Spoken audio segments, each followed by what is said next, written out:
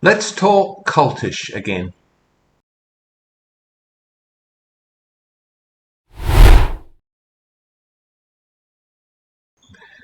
The cult phenomenon fascinates me.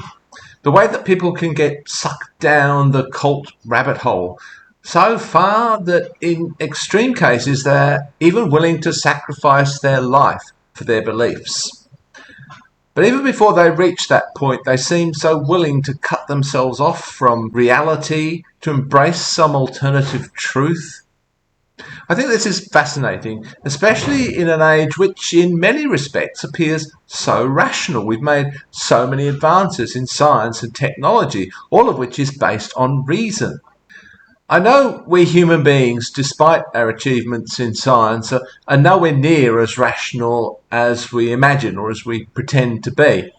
We're driven by all kinds of unconscious and irrational impulses, which we may often try to disguise as rational. Or maybe we don't even bother.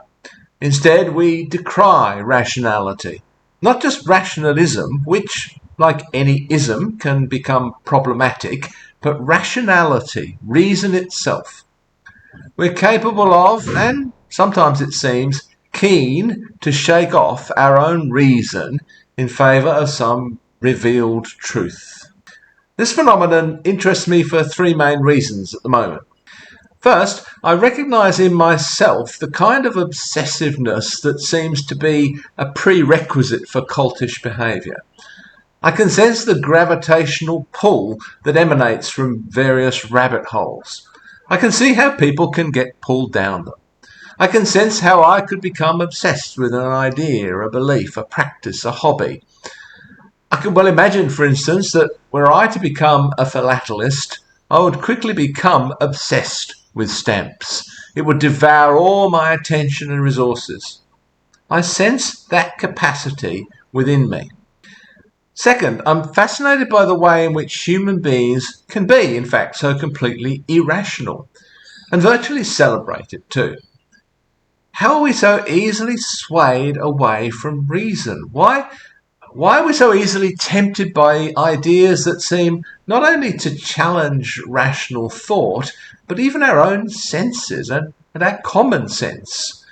How can it get so bad that it becomes okay, even imperative, to sacrifice our life for some belief which is totally irrational and for which we have no evidence, other than the word perhaps of some guru? And third, there's the USA, where cultish behaviour has become almost normal, where politics is being currently subsumed by cultism. Probably for the first time in history, cultish beliefs and behaviour are entering the mainstream. They're becoming normalised. The cultish phenomenon no longer threatens just a few individuals who choose to immerse themselves in a cult, and maybe their friends and families too, but the actual world order. This is kind of scary, right? Now, I can do no more than scratch the surface of this topic here, and I may well return to it again later. But today I want to consider a couple of issues. The first is the role that language plays in cults. And the second is this question of why the USA in particular seems so susceptible to the cult phenomenon. Is there something in the history and the culture of the USA that contributes to this? Of course, Australia has had its fair share of cults in the past. One of the most notorious was called The Family. It was formed in the 1960s and apparently involved the illegal adoption of a large number of children. But cults and cultish phenomena seem particularly prevalent in the USA, and particularly at the present time. Now, these topics are intertwined, and I won't particularly consider them sequentially. Okay, so language. This has been a topic I've touched on again and again in these videos.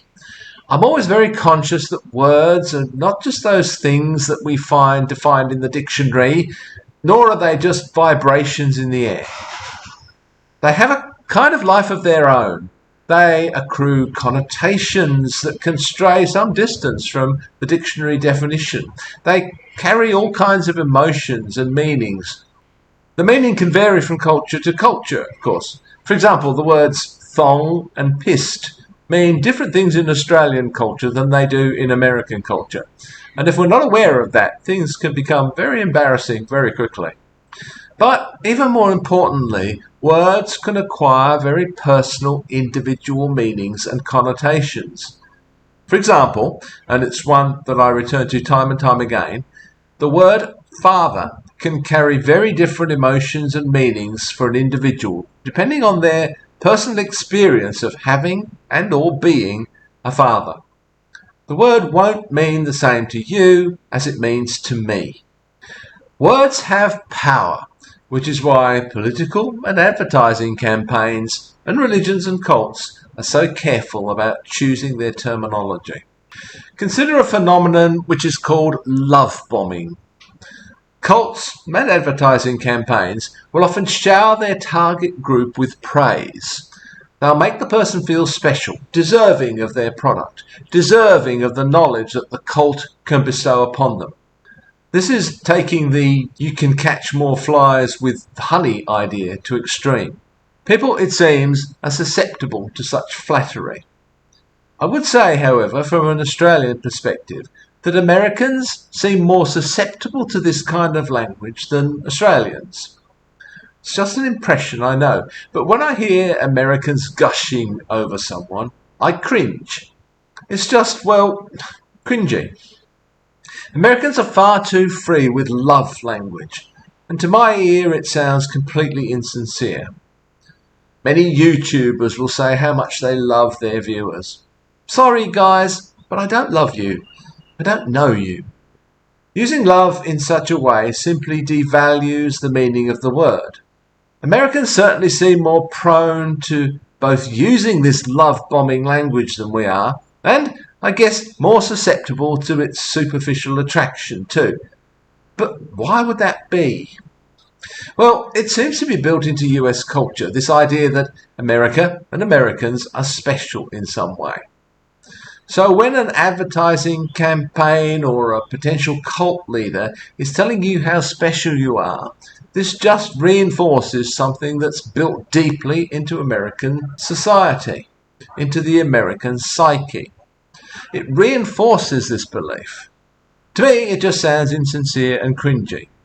Conversely, perhaps, this also reveals that at some deeper level, you realise maybe you're not so special after all. And this affirmation comes along and serves to bolster up your belief. All disciplines and groups develop their own special language. It serves to communicate the particular special knowledge that the group possesses or claims to possess. This includes scientific and other academic disciplines, hobby-related groups and religious groups. The group exists in the first place because it has some special interest. This requires a special language to communicate effectively within the group. Of course, this can quickly serve to differentiate those who belong to the group from those who don't. If you go to dinner with a bunch of accountants or taxidermists, and you're neither of those yourself, you'll soon feel left out of the conversation. Cultish groups use language in this way quite purposefully. They want precisely to differentiate between us and them, and they want to create a desire in you to become one of us. When you demonstrate knowledge of the language, you become one of the in crowd, one of the special few who share some exclusive knowledge. And of course, so I'm led to understand, the need to belong is apparently strong in human beings. So, cultish groups utilize all kinds of powerful euphemisms, secret codes, acronyms. They rename things, they use buzzwords, chants, mantras. These are all designed to set the group apart, to make you feel as though you're one of the chosen. Language then actually begins to shape your consciousness and beliefs. You begin to think in a different way, not just speak in a different way. It can be very difficult to return to the real world once you've spent time immersed in a cultish situation. Have you perhaps even experienced this after a retreat or conference that you've attended? During the weekend, you're thoroughly immersed in a sea of language and concepts among apparently like-minded people. You leave the conference filled with all kinds of energy, enthusiasm, ideas, plans. Then the real world returns, normal speak takes over. If you want to hold on to these feelings, doesn't it just make so much more sense to remain within that group? Why leave and ruin it all?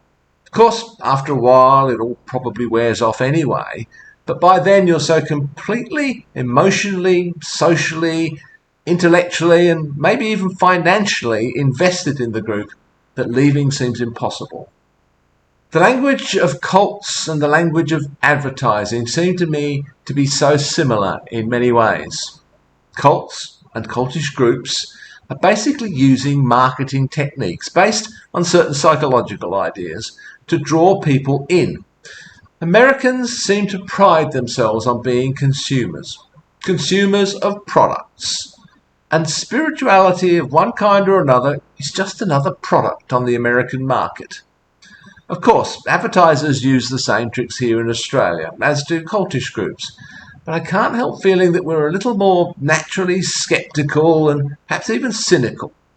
We're likely to respond to advertising or to cultish talk with something like, "Yeah, right, mate." Not everyone, of course, and not all the time.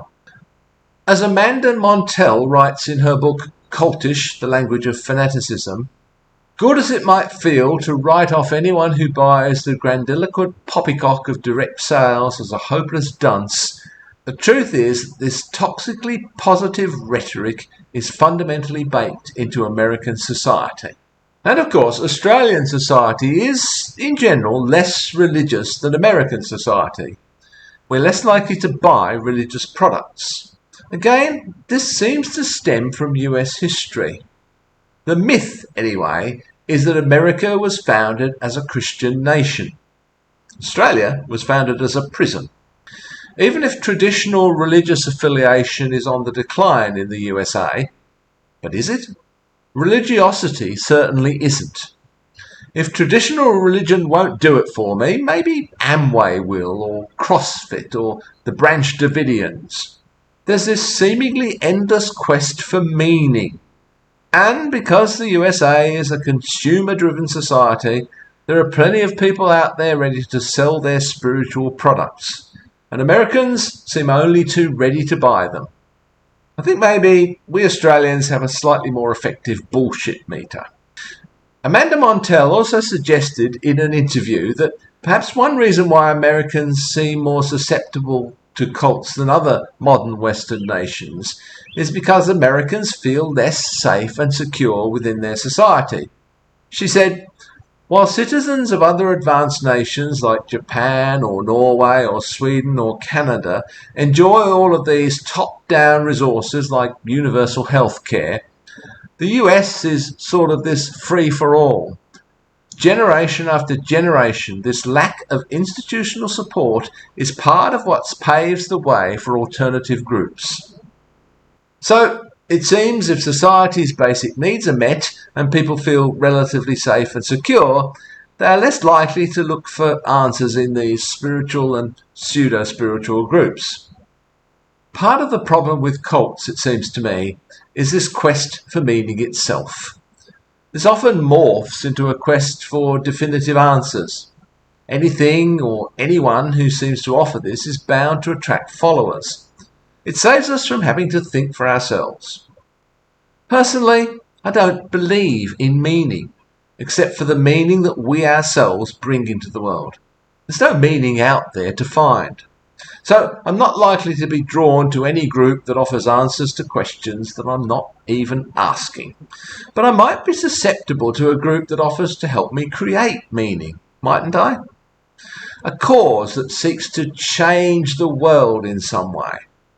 But if they claim to have all the answers, if they demand some kind of unswerving loyalty, if they're driven by hidden motivations, if they try to cut my ties with society beyond the group, if they threaten to ostracize me because I don't always follow the leader, if they use what Amanda Montell calls thought-terminating cliches such as, "Trust me, it's all good, you'll understand soon," then get me out of there.